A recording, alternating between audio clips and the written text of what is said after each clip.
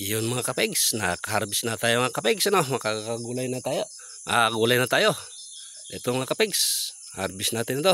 Gugulay na natin to, abay, gigisay natin to. Abay, ito, mayroon pa yan mga kapegs. Ayun, mga kapegs. At yung isa na yun, ay papahinugin natin yun. Malaki na.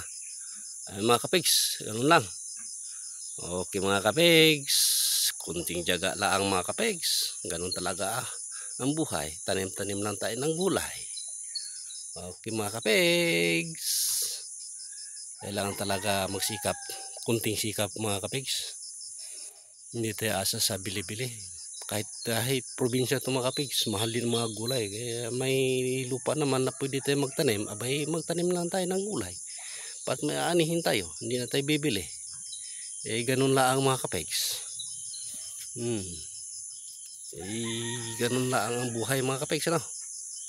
So itong string beans natin sa isasabay natin itong mga kapegs, ano? String beans natin yan, masisira niya, no? Okay mga kapegs, thanks for watching, bye.